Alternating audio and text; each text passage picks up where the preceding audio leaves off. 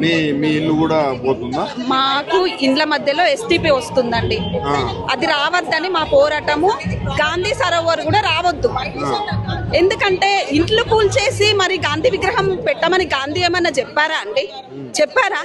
గాంధీ ఒకవేళ ఉంటే మాత్రము ఇవన్నీ చూసి నిజంగా చచ్చిపోయేటోడండి. నిజంగా చెప్తున్నా.